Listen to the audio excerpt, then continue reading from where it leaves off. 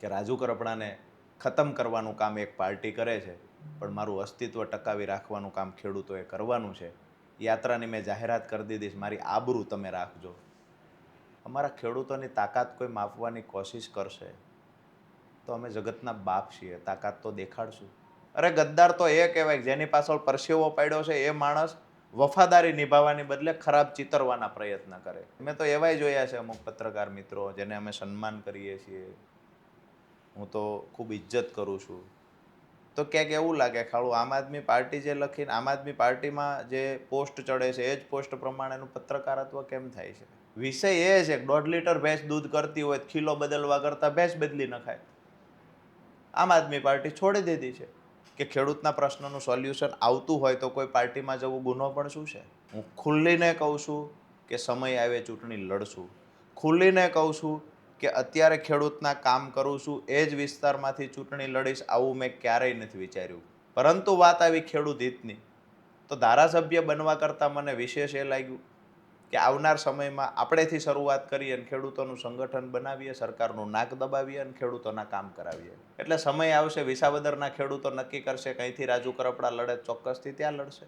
કે મારી સાથે રહેલા ખેડૂત સ્વમાનથી જીવે છે એ ખેડૂતને પણ એમને ભાજપી કીધા કે ખેડૂતના દેણા માફ થાય, ખેડૂતને સિંચાઈનું પાણી મળે, એના માટે આમ આદમી પાર્ટીના મહત્વના નેતાઓ, પ્રદેશના અથવા તો ધારાસભ્યો કોઈ પણ જગ્યાએ ધરણા પર બેઠવા તૈયાર હોય અથવા પ્રશ્ન નિરાકરણ માટે વિધાનસભાની બહાર બેસે, વિધાનસભાનો ઘેરાવ કરવા તૈયાર હશે. રાજુ કરપડા વગર આમંત્રણે એ લડાઈમાં એમની સાથે જશે. આમ આદમી પાર્ટીના કાર્યકર્તા કે નેતા આ લડાઈને સમર્થન આપવાની જગ્યાએ આ સંગઠનને તોડવાના પ્રયત્ન કેમ કર્યા, આ સવાલનો જવાબ હજુ મને નથી મળ્યો.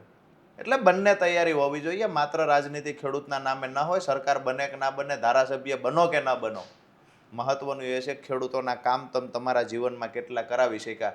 આજે મને ખુશી એ વાતની છે કે હું એક યાદીનું લિસ્ટ તૈયાર કરી શકું કે રાજુ કરપડા આટલા પ્રશ્નનું સોલ્યુશન લાવી શક્યો. દુધઈ ગામમાં સૌથી મોટો ખાતેદાર મારો બાપ છે, દુધઈ ગામમાં. અને હું જે ખેડૂતો માટેના કામ કરતો પહેલાં, એ પણ અમારી તાકાતથી, મારા ભાઈના પપ્પાના પૈસાના પરસેવાની કમાણીથી કરતા. આમ આદમી પાર્ટીમાં બીજા નેતાની માફક હું એ નેતા નહોતો, પાર્ટી પૈસા આપે ને ગાડીમાં ડીઝલ પૂરીને જતો હતો. રાજુ કરપડા વટથી કહી શકે કે આમ આદમી પાર્ટીનો રૂપિયો લીધા વગર રાજુ કરપડાએ કામ કર્યું છે. લાંબા સમયથી રાજકારણના ખેલ ખેલી રહેલા રાજુ કરપડા સાથે આજે વાત કરવી છે કે ખરેખર તેઓ શું ખેલ કરી રહ્યા છે. સ્થાનિક સ્વરાજની ચૂંટણીઓ નજીક છે અને ચૂંટણીઓ પહેલાં ઝાડુને છોડી અને હવે તેઓ ક્યાં જઈ રહ્યા છે. તેઓ કહી રહ્યા છે કે હું ક્યાંય નથી જતો, માત્ર ખેડૂતો માટે કામ કરી રહ્યો છું. અને ખેડૂતોની યાત્રા લઈને પણ તેઓ નીકળ્યા અને હજારો ખેડૂતોને તેઓ સંબોધન કરી અને અભિપ્રાય લઈ રહ્યા હતા કે મારે ક્યાં જવું જોઈએ અને મારે ક્યાંય જવું જોઈએ કે નહીં. આ બધી જ બાબતોના કારણે હવે અસમંજસ સર્જાય છે કે રાજુ કરપડા શું રમત રમી રહ્યા છે રાજકારણની આ ગુજરાતમાં. આપણે તેમની સાથે વાત કરીએ અને તેમની પાસેથી એ જવાબ કઢાવવાની કોશિશ કરીએ કે ખરેખર રાજુ કરપડા શું કરી રહ્યા છે અને ખેલની પાછળ ના મસીહા કોઈ છે કે પછી રાજુ કરપડા ખુદ જ ખેડૂતોના મસીહા છે તેમ પોતાની રાજનીતિના મસીહા પણ છે. નમસ્કાર રાજુભાઈ. Thank you. રાજુભાઈ, ઘણી બધી ચર્ચાઓ, ઘણી બધી વાતો આપણે કરી, એકબીજા આરોપ પ્રત્યારોપ તમારી જૂની પાર્ટીના નેતાઓ સામે પણ તમે કર્યા, સભાઓમાં તો તમે કર્યા, પણ લોકોનો એક જ સવાલ છે કે રાજુ કરપડા અત્યારે ખેડૂતોના નેતા તરીકે માત્ર બિનરાજકીય કાર્યક્રમ કરી રહ્યા છે, પણ 100% રાજુ કરપડા રાજકારણ તો કરી રહ્યા છે. તમે શું કહેશો? મેં એવું ક્યારે કીધું કે હું રાજકારણ નથી કરવાનું? મેં તો પાર્ટી છોડી અને તરત જ કોઈએ મને પૂછ્યું કે હવે તમે ક્યારેય કોઈ પાર્ટીમાં નહીં જોડાવ, એ દિવસે મેં કહ્યું કે હું કોરડીમાં ગોળ ભાંગનારો નેતા નથી. ખેડૂતોની વચ્ચે રહેનારો વ્યક્તિ છું. ખેડૂતોએ જ મને નેતા બનાવ્યો છે. મારું ભવિષ્ય ખેડૂતોએ પહેલાં પણ લખ્યું છે, આવનાર સમયમાં પણ લખશે. જાહેર મંચ પરથી કદાચ ગુજરાતમાં આવું પૂછનારા લોકો આંગળીના ટેરવે ગણાય એટલા હશે. મેં પાર્ટી છોડ્યા પછી જાહેર મંચ પરથી હજારો ખેડૂતોની વચ્ચે આ સવાલ કર્યો છે કે હું જ્યાં જાઉં ત્યાં તમે સાથ આપવા તૈયાર છો? તમામ ખેડૂતોએ ઊંચા હાથ કર્યા છે. મેં બીજો સવાલ કર્યો છે કે જેને પણ વાંધો હોય એ વ્યક્તિ ઊભા થઈ અને પોતે વાત મૂકી શકે છે. હજારો ખેડૂતોની વચ્ચે સ્ટેજ પરથી આ પ્રશ્ન સૌરાષ્ટ્રના તમામ જિલ્લાઓમાં પૂછવો, એના માટે પણ કાળજું જોઈએ. મેં પૂછ્યું છે ખેડૂતોને. મહત્વની વાત એ છે, ખેડૂતોનો મારા પરનો વિશ્વાસ છે કે રાજુ કરપડા કોઈ પણ પ્લેટફોર્મ પર હશે, રાજકીય પાર્ટીમાં હશે કે બિન રાજકીય લડાઈ લડશે, રાજુ કરપડા જ્યાં સુધી લડાઈ લડશે ત્યાં સુધી ખેડૂતોના હિતમાં લડશે. છેલ્લા 8 વર્ષથી લડ્યો, 5 વર્ષ આમ આદમી પાર્ટીમાં કામ કર્યું, એક મફતમાં ગામડામાં કહી શકાય તો મફતમાં હાથીપણું કર્યું છે. હું કોઈ ચૂંટણી જીતા પછી રાજકીય પાર્ટીના સિમ્બોલ પર ચૂંટણી જીતો અને જતો રહું તો 100% દગો આપ્યો કહેવાય, ગદ્દાર પણ કહેવાય. મેં તો મારાથી જેટલું થઈ શકતું એટલું પાર્ટીને આપ્યું છે, જેટલી પણ મદદ થઈ શકતી એટલી ખેડૂતોને કરી છે. આજે પણ હું કયા ગોલ સાથે નીકળ્યો છું? તો ખેડૂતોનું મજબૂત સંગઠન બનાવવું છે, એટલા માટે કે ખેડૂતોના અનેક પ્રશ્ન છે, નિરાકરણ લાવવાની વાત આવે, સોલ્યુશન નથી આવતું, ત્યારે જવાબ એક જ મળે કે આપણા ખેડૂતોનું સંગઠન નહીં. એટલે પાકના પૂરતા ભાવ નથી મળતા. શું કામ? તો કે ખેડૂતોનો અવાજ કોઈ બનતું નથી, ખેડૂતનું સંગઠન નથી. દિવસે દિવસે દેવું કેમ વધતું જાય? જવાબ એ જ આવે, ખેડૂતોનું સંગઠન નથી, કોઈ સાંભળતું નથી. હાઈ ટેન્શન લાઈન કંપનીઓ દાદાગીરી કરે, ખેડૂતોનું સંગઠન નથી, કોઈ સાંભળતું નથી. નદીઓ ઓવરફ્લો થાય, બંને કાંઠે ખેડૂતોની જમીન ધોવાય છે, ખેડૂત એમાં જમીનની અંદર માટી ભરવા ક્યાંયથી ચેકડેમમાંથી લાવે, કેસ થાય છે, ભરી શકતો નથી. જમીન સંપાદન સમયે કંપનીઓની દાદાગીરી આવે, સરકારની દાદાગીરી આવે છે. ટેકાના ભાવે ખરીદી વખતે પણ અન્યાય થાય છે. 500 ગ્રામના કોથળા 1-1 કિલોના ગણવામાં આવે છે. રજૂઆત કરવામાં આવે તો જેવી રીતે બોટાદની અંદર વારંવાર વર્ષોથી કડદો ચાલતો. એટલે પ્રશ્ન ખેડૂતના સિંચાઈના પાણીની વાત હોય, ભાવની વાત હોય, કે પછી ખેડૂતને ત્યાં જણસના પૂરતા ભાવ નથી મળતા, અનેક મુદ્દાઓ છે. પીજીવીસીએલના પ્રશ્નો છે, જૂઠા ખેડૂતો પર કેસ કરવામાં આવે છે. આ તમામ મુદ્દે લડવાની વાત આવે, પરિણામ નથી મળતું, તેનું એક જ કારણ માત્ર છે, સંગઠન નથી. તો મેં નક્કી કર્યું છે, સંકલ્પ કર્યો છે કે હું સૌરાષ્ટ્રથી શરૂઆત કરીશ, આખા ગુજરાતના ખેડૂતોને એક મંચ પર લાવવાનું કામ કરીશ. આ વિચારમાં ખોટ શું છે? જ્યાં સુધી લડાતું ત્યાં સુધી પાર્ટીના પ્લેટફોર્મ પરથી લડ્યો છું ને હવે ખેડૂતો માટે લડવું છે. મેં જે સપનું જોયું છે ખેડૂતોનું, એ સપનું સાકાર કરવા માટે હું મારી લડાઈ અને મારો સંઘર્ષ કરે જાઉં છું. તો મેં આ યાત્રા કરી, એ પણ એક જ કારણ હતું કે મારે દરેક જિલ્લાના ખેડૂતોની વચ્ચે જઈ અને ખેડૂતોને સંગઠિત કરવાનો એક પ્રયાસ કરવો છે. જે પ્રયાસના ભાગરૂપે અમે તુલસી શ્યામથી લઈ સુદામડા સુધીની આખી યાત્રા કરી. હજારો ખેડૂત અમારી સાથે જોડાયા. આવનાર સમયમાં જ્યારે આ વાત આવે છે કે રાજુ કરપડા કઈ પાર્ટીમાં જાય, શું કરશે, મેં પહેલાં પણ કહ્યું, ખેડૂતો નક્કી કરશે. વાત રહી રમતની, રાજકીય પાર્ટીઓએ અમારા ખેડૂતો સાથે જે કર્યું છે એને રમત કહેવાય. જેવી રીતે આપણા પાકમાં વયા નામના પક્ષી આવે, પાક તૈયાર થાય ત્યારે વયા આવીને પાક ખાઈને જતા રહે, પછી દેખાતા નથી. એવી જ રીતે ભમરી છે, એ ફૂલમાંથી દાણો તૈયાર કરવા સુધી, વરિયાળીની વાત હોય, બીજા પાકની વાત હોય, ભમરીનું કામ છે પાકને વધારે ઉત્પાદન લાવવું, પાક સારો તૈયાર કરવો. આ કામ ભમરી કરે છે. વયા નામના પક્ષી પાકને ખાઈને ભાગી જવાનું કામ કરે છે. આવનાર સમયમાં ખેડૂતોને ઓળખ આપવા માટે મેદાનમાં ઉતર્યા છે. ભમરી કોણ છે એને ઓળખજો, અને વયા નામના પક્ષી કોણ છે એને ઓળખજો.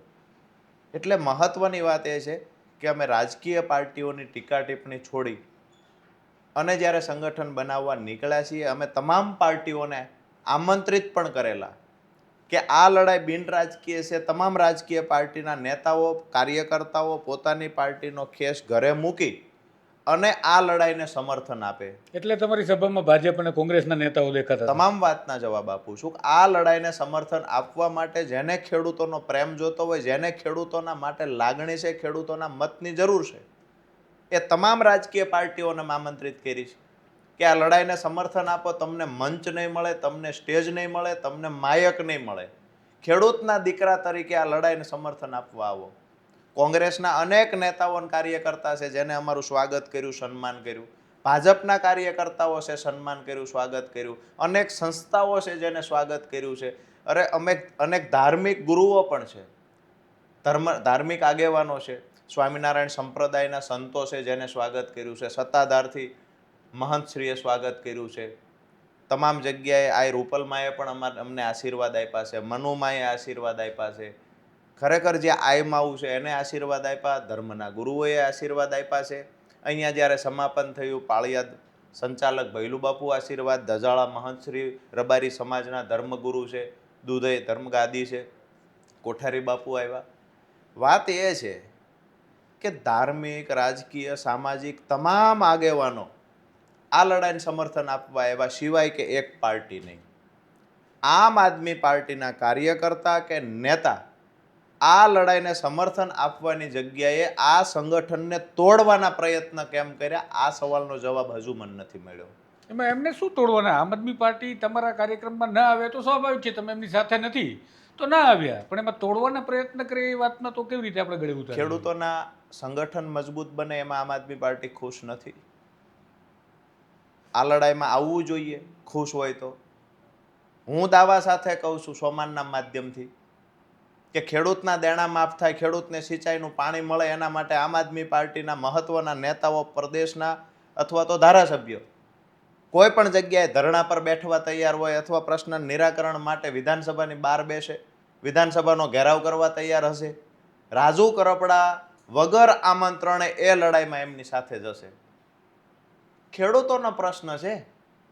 વિપક્ષમાં રહેલી પાર્ટીની તો જવાબદારી બને છે કે મજબૂત સંગઠન બનતું હોય તેને સહયોગ આપવો. ઉલટાનું એમને કામ શું કર્યું? રાજુ કરપડાની સભામાં ભાજપના નેતા, રાજુ કરપડાની સભામાં આમ થયું તેમ થયું, રાજુ કરપડાની સાથે. દુઃખ તો એ વાતનું છે તુષારભાઈ કે મારી સાથે રહેલા ખેડૂત સ્વમાનથી જીવે છે એ ખેડૂતને પણ એમને ભાજપી કીધા. મારી સાથે જે મંચ પર દેખાય છે તમામ લોકોને ભાજપી કીધા. અમારા ખેડૂત ભાજપની પ્રોપર્ટી છે, અમારા ખેડૂત કોઈ રાજકીય પાર્ટીની ગુલામી કરનાર વ્યક્તિ છે, એજન્ટ છે કોઈના. તમને રાજુ કરપડાથી નફરત છે, રાજુ કરપડાને ગાળો દેતા ત્યાં સુધી ઠીક હતું, અમે તો ખેડૂતોને પણ ગાળો દેવાની ચાલુ કરી છે. ધર્મગુરુ આવ્યા છે, કાલે તમે એવું પણ કહેશો કે ધર્મગુરુ ભાજપના એજન્ટ છે. હાથ જોડીને વિનંતી કરીએ છીએ આમ આદમી પાર્ટીના નેતાઓને કે તમારી રાજકીય રમતો છે એ તમારી ઓફિસ પૂરતી રાખો, વધારે સારું છે. અમે તમારા જે નિર્ણયો છે, તમારા નિવેદનો છે, અમારે એમાં નથી પડવું. અમે અમારું સંગઠન, મેં આમ આદમી પાર્ટી છોડી દીધી છે, હું એ દિશામાં જોતો પણ નથી. મારા ખેડૂતોને દેણામાંથી બહાર કાઢવા આ સપનું મેં 2017-18માં જોયું છે. આ સપનામાં ખોટ શું છે? સિંચાઈનું પાણી ખેતર સુધી પહોંચાડવું આ સપનું જોયું છે, એમાં ખોટ શું છે? હું જ્યારે કોઈ રાજકીય પાર્ટીમાં જોડાવશું તો આમ આદમી પાર્ટી નેતા હામાં આવી જઈશું, લડી લેશું એકબીજા. પણ જ્યાં સુધી હું કોઈ પાર્ટીમાં નથી અને ખેડૂતના હિતમાં લડવા માટે મેદાનમાં ઉતરો છું તો તકલીફ ભાજપને થવી જોઈએ, આમ આદમી પાર્ટી ન થવી જોઈએ. આજે દુઃખ સાથે કહેવું પડે છે કે આમ આદમી પાર્ટીના જેટલા પણ બૂથ લેવલ સુધીના વોટ્સએપ ગ્રુપો છે, ઘણા ગ્રુપોમાં હું પણ જોડાયેલો છું, મારી ટીમ પણ હજુ છે, કે શું અપડેટ ચાલે છે ખબર રહે. રોજ 5 પોસ્ટ રાજુ કરપડાની નેગેટિવ બૂથ સુધીના જે વોટ્સએપ ગ્રુપ છે એમાં નાખવામાં આવે છે. ભાજપ વિરુદ્ધ 2 પોસ્ટ આવે છે, રાજુ કરપડા વિરુદ્ધ 5 પોસ્ટ મૂકવામાં આવે છે. મને એ નથી સમજાતું કે હું ખેડૂતને એક કરવા નીકળ્યો એમાં આમ આદમી પાર્ટીના પેટમાં તેલ શું કામ રેડાય છે? માત્ર આમ આદમી પાર્ટીના નેતાઓને કેમ વાંધો છે? સ્વાગત કરવા, સન્માન કરવા બીજી પાર્ટીવાળા આવ્યા, માની લીધું કે આમ આદમી પાર્ટી નથી આવતી, એમને મારાથી વાંધો છે. પણ ખેડૂતને સંગઠિત થતા અટકાવવા, મારા અને ખેડૂત વચ્ચે દિવાલ ઊભી કરવી, આ કામ શું કામ થાય છે? કદાચ હું એવું માનું છું કે આવનાર સમયમાં આમ આદમી પાર્ટીના જે લક્ષણો અત્યારે દેખાય છે કે ખેડૂતને એક ન થવા દેવા, ખેડૂતોના મુદ્દે રાજુ કરપડા લડે છે, રાજુ કરપડા નિરાશ કેમ કરવો, એની હિંમત કેમ તોડવી, સતત એના પ્રયત્ન થાય છે. અને એ જેટલા પણ મારી ઉપર ઘા કરે છે એનો વળતો જવાબ હું આપું છું. અપેક્ષા રાખું છું કે આવનાર સમયમાં હું આમ આદમી પાર્ટી વિશે એક લાઈન બોલવા નથી માંગતો. એ મહેરબાની કરી અમારા ખેડૂતનું સંગઠન હું બનાવવા નીકળ્યો છે એને તોડવાના પ્રયત્ન ન કરે.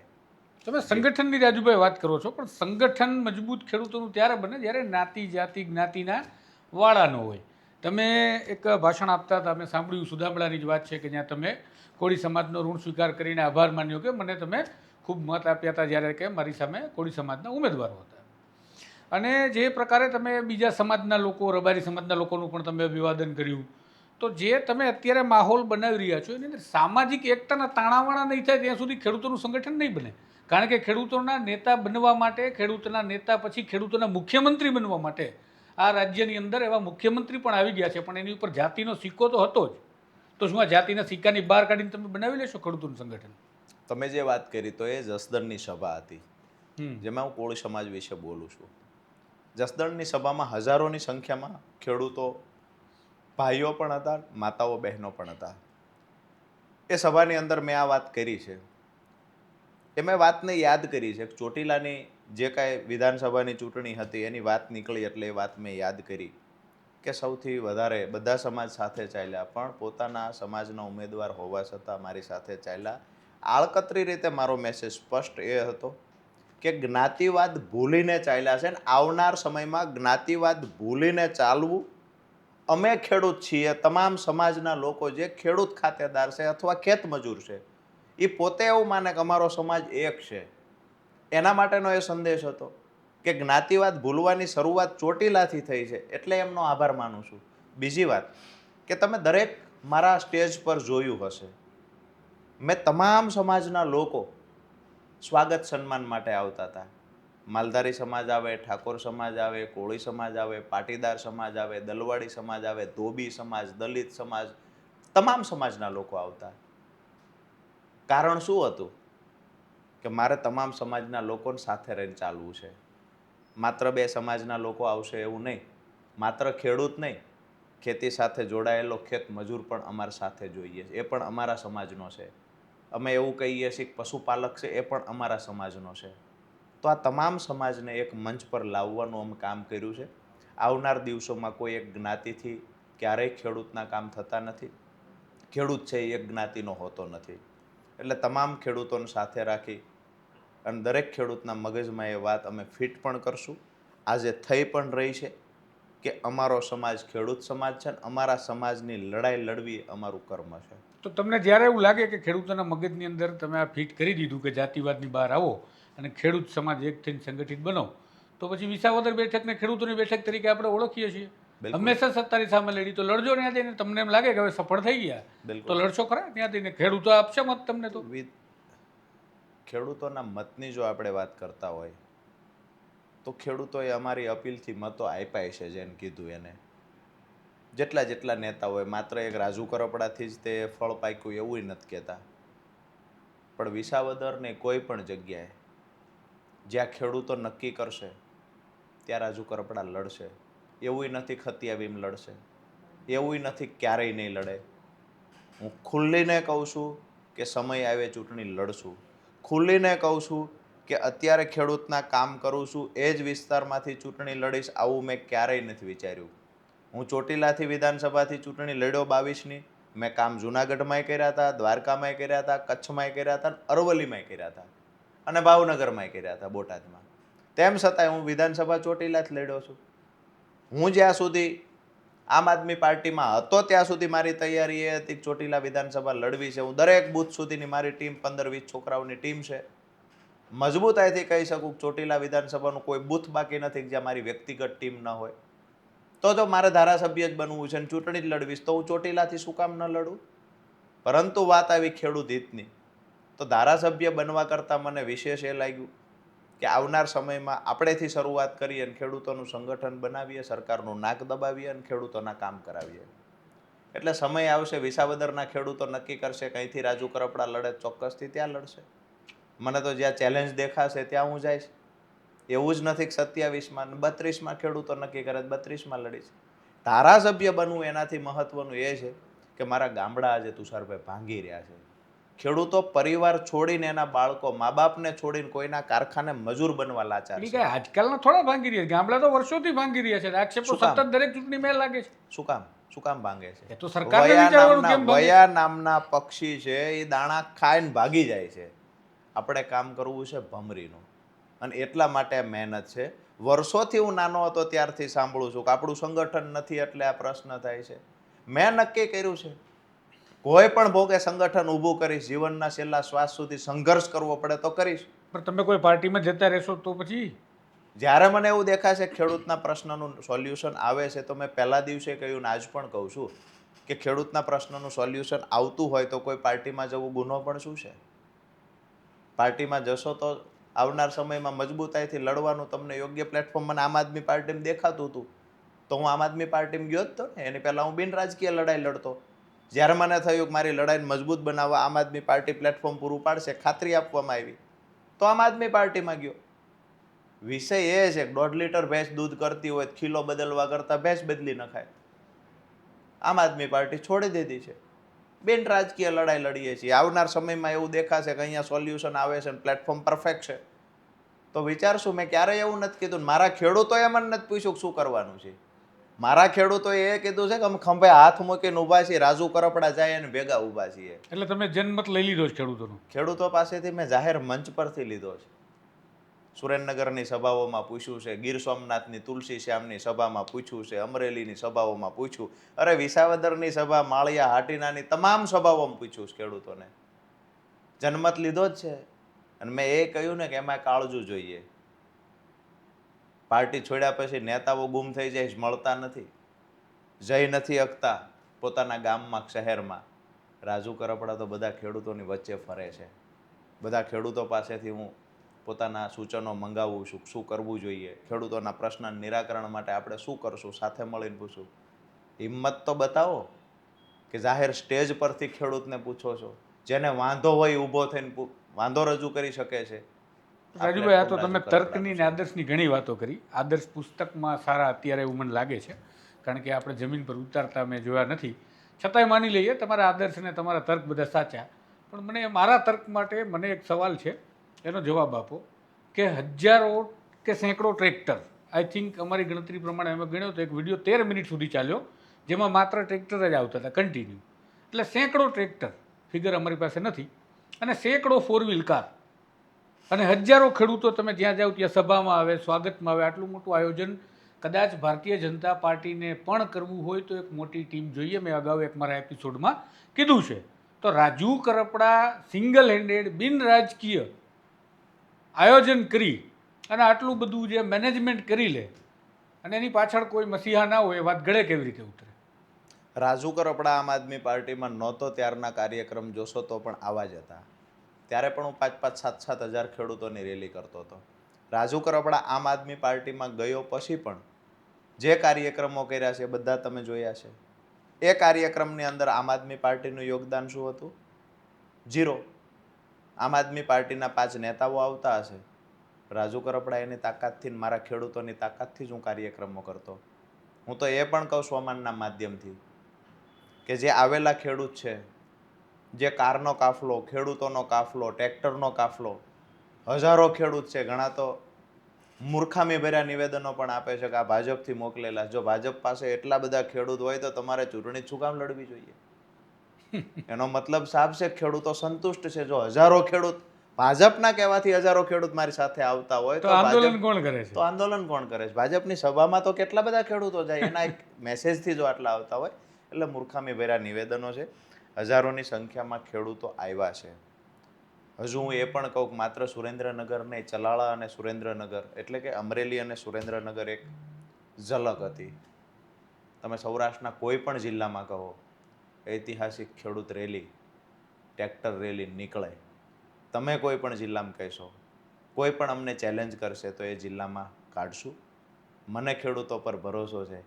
મેં જ્યારે ખેડૂતો પર છોડ્યું, સુદામડાની રેલીમાં મેં ખેડૂતો પર છોડ્યું હતું. આખી યાત્રાની શરૂઆતમાં મેં કહ્યું હતું કે રાજુ કરપડાને ખતમ કરવાનું કામ એક પાર્ટી કરે છે, પણ મારું અસ્તિત્વ ટકાવી રાખવાનું કામ ખેડૂતોએ કરવાનું છે.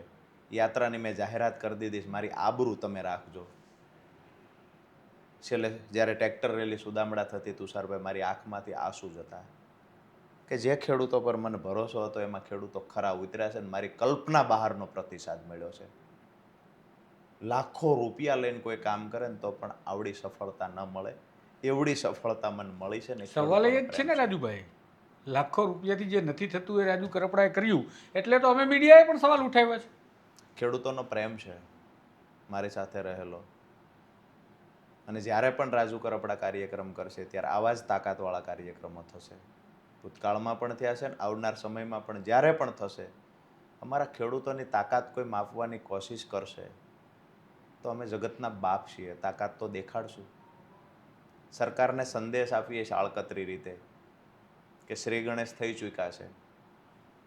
જે ખેડૂતોના પ્રશ્ન છે એનું સોલ્યુશન લાવવાની તૈયારી દર્શાવજો. નહીંતર આવનાર સમયમાં આ સંગઠનનો વ્યાપ વધતો જશે અને જરૂર પડશે તે ટ્રેક્ટર રેલીમાં છે ને એ ટ્રેક્ટર ગાંધીનગર આવતા પણ અટકાશે નહીં. પણ રાજુભાઈ, એક છેલ્લી વાત મારે કરવી છે કે તમે જેમ કીધું એમ કે સરકારને અમે સંદેશ આપીએ છીએ, પણ હું આ તમારી ખેડૂત સંકલ્પ યાત્રાને તમારી કહીએ, ખેડૂતોના સંગઠનની કહીએ કે ખેડૂતોની કહીએ, એક શક્તિ પ્રદર્શનની દ્રષ્ટિએ હું જોતો હતો.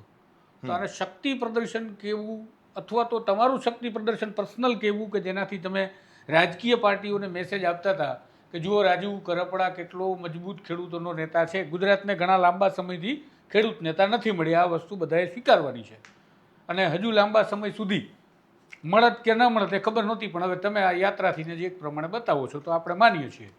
તો આ ઘટનાથી એવું નહીં માની લેવાનું કે તમે રાજકીય પક્ષોને મેસેજ આપતા હતા શક્તિ પ્રદર્શન કરીને?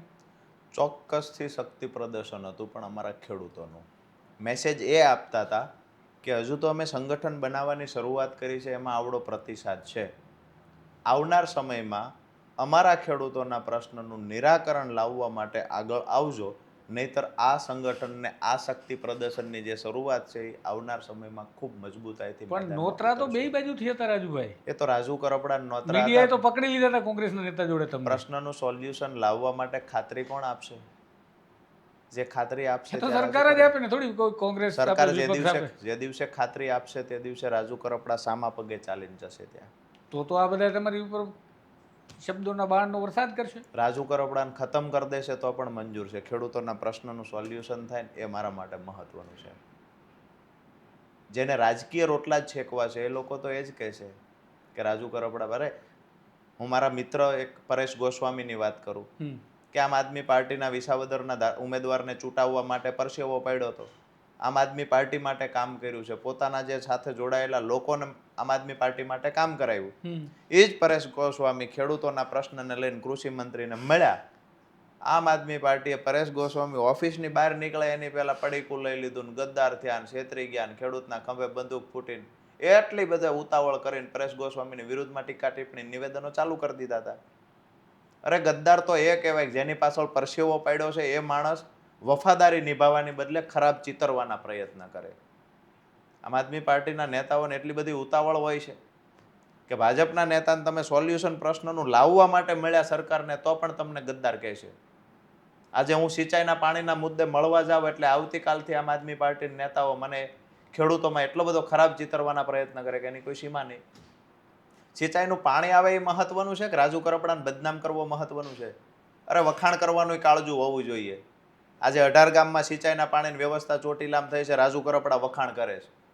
સૌરાષ્ટ્રના ઘણા જિલ્લાઓમાં વિસાવદરમાં સૌની યોજનાથી પાણી નથી મળતું, રાજુ કરપડા સરકારને વખોડે છે. શું કામ પાણી નથી મળતું? ફોરેસ્ટના અધિકારીઓના કારણે, અમુક કડક નિયમોના કારણે આજે જે ફોરેસ્ટની આજુબાજુમાં જે ખેડૂતોની જમીન છે એ ખેડૂતો હેરાન થાય છે. તે નિયમો હળવા થવા જોઈએ. એટલે બંને તૈયારી હોવી જોઈએ. કામ નથી થતું તો કાન આંબળવાની તૈયારી હોય ને, સારું કામ થયું તો વખાણ કરવાની તૈયારી જોઈએ. મૂળી તાલુકામાં 5 વર્ષથી અમે લડતા હતા, 25 ગામમાં સૈદ્ધાંતિક મંજૂરી મળીને ત્યાર પછી કામ ચાલુ થયું સિંચાઈના પાણીનું, અમે વખાણ કર્યા છે જાહેર મંચ પરથી. બાકીના કામ બાકી છે, સબુરી ડેમ અમારો ભરવાનો બાકી છે, એના મુદ્દે આગામી દિવસોમાં લડાઈ લડશું. શું કામ નથી ભરતા સબુરી ડેમ? એટલે બંને તૈયારી હોવી જોઈએ. માત્ર રાજનીતિ ખેડૂતના નામે ન હોય, સરકાર બને કે ના બને, ધારાસભ્ય બનો કે ના બનો, મહત્વનું એ છે ખેડૂતોના કામ તમે તમારા જીવનમાં કેટલા કરાવી શક્યા. આજે મને ખુશી એ વાતની છે કે હું એક યાદીનું લિસ્ટ તૈયાર કરી શકું કે રાજુ કરપડા આટલા પ્રશ્નનું સોલ્યુશન લાવી શક્યો. ટૂંકમાં રાજુ કરપડા કોઈ વાતમાં પકડાશે નહીં અમારાથી. નહીં પકડાવાનું તો સીધી વાત એ છે કે પકડાઈ ગયા, અમે રાજીનામું દઈ દીધું. કોંગ્રેસના નેતાને મળ્યા, તમે પકડી લીધા છે. આવનારી દિવસોમાં ભાજપમાં જવાના છે. તમારા જ અમુક પત્રકારો ભવિષ્યવાણી પણ કરે છે કે રાજુ કરપડા ભાજપમાં જતા રહેશે. કેટલાય તો એ ભવિષ્યવાણી કરે કે આ ફંડિંગ ભાજપ કરે છે. ભાજપ પાસે કોઈ નેતા જ નથી તો રાજુ કરપડાને ફંડિંગ કરે? ના, એ વાત સત્ય છે. ભાજપ પાસે ક્યાં ખેડૂતના નેતા છે? બતાવો. હું તો એવું માનું છું કે કોઈ પણ પાર્ટીને, એટલે ઘરે 10 વીઘા જમીન હોય અને પછી ખેડૂત જ કહેવાય, પણ એને ખેડૂતના નેતા ન કહેવાય. એટલે તો ખેડૂતો માટે કોઈ લડતું હોય તો એને એવું પણ ન કહેવાય કે આ ફલાણી પાર્ટીનું ફંડિંગ છે. મેં તો એવાય જોયા છે અમુક પત્રકાર મિત્રો જેને અમે સન્માન કરીએ છીએ, હું તો ખૂબ ઇજ્જત કરું છું, તો ક્યાંક એવું લાગે ખાલું આમ આદમી પાર્ટી જે લખીને આમ આદમી પાર્ટીમાં જે પોસ્ટ ચડે છે એ જ પોસ્ટ પ્રમાણેનું પત્રકારત્વ કેમ થાય છે? બધાની ઇજ્જત કરીએ છીએ અમે, પણ એનો મતલબ એવો નથી કે તમે 3000 ખેડૂત હોય ને 200 ખેડૂત બતાવો.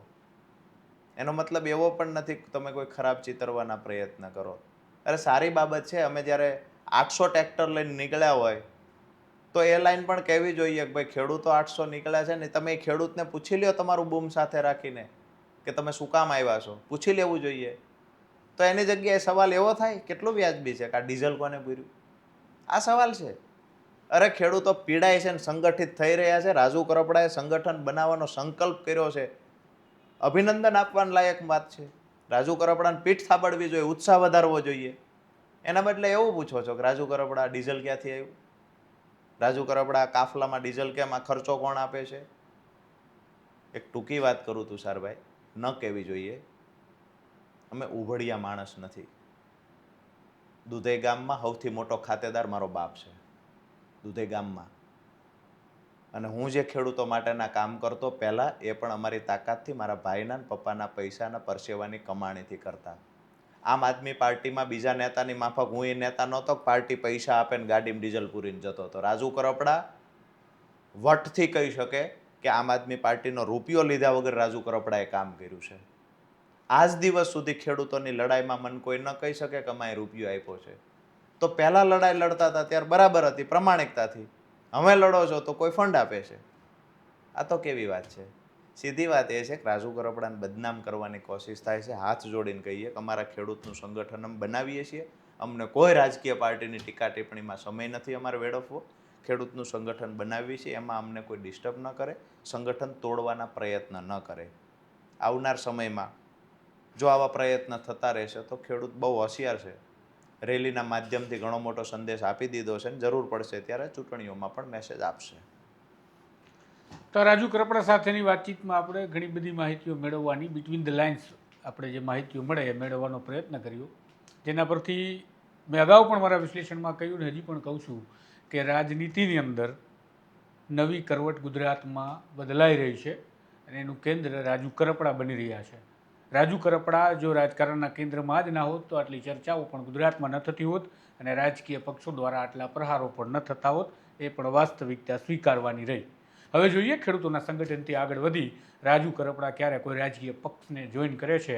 હાલ તો એમના ટ્રેલર પરથી લાગે છે કે ટ્રેલર ખૂબ લાંબુ ચાલશે, પિક્ચર કેવું રહેશે એ આપણે બધા સાથે મળીને ભવિષ્યમાં જોઈશું. માટે આ ચેનલને સબસ્ક્રાઈબ કરવાનું ભૂલતા નહીં. નમસ્કાર.